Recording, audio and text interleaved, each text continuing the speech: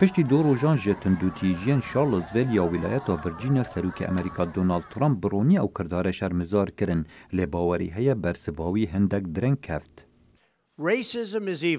نجات پرستی خراب کاریه و اوین بوین اگر تندو تیجان تاوان بارن.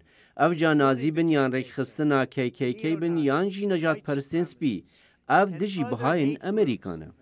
پاشکفتنا برسواوی و ننافکرنا آلیم برپرز بو اگرا دزبردانا سه اندامن جواتا سازکاریا ریوبریا سروک ترامپی جکاری وجوانا ریوبری کمپانیا انتل براین کرزیچ. سمنتا مانتس خلقا شارلزویل لسر برسوا سروکی گوت هندک درنگ بو از باور دکم بتن خماوی پاراستنا وینه ویا باشد ناف خلکی دا و دا مارخنا جه خلکی لی هاتن گرتن پشی دو رو جهاد دا خویانی یک دا حتی خلق آرام بید. هیدر هیر یا سهو 2 سالی یک جدش برین نجات پرستا بو و جیانا خو جدز دا پشتی جیمز فیلز یه 20 سالی با اتومبیلا خود دای بسر خو نشان دران.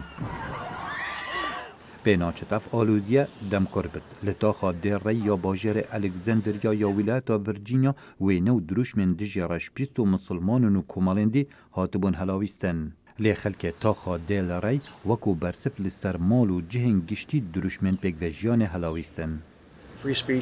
آزادی بیرو بوچنان ده دستور امریکا دا پاراستیه و نتشتکه که آلیگری تیدا بیتا کرن. نویان نه سیمبولک لور ام همی یک و دو دناسین و پیکرا دجین و اف ایریشا لسر همیان. سرهلدانا حزر و رامان نجات پرستیه و بویرین شارلزویل کارودان دناف دزگهم بلندین امریکا هبو.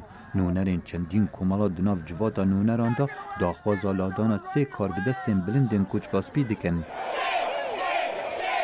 و اوه هفدن بود دگل خونیشاندان نیویورک اوین دگوتین سروک ترامپ نه سروک میا. خالد فتاح دنگ امریکا.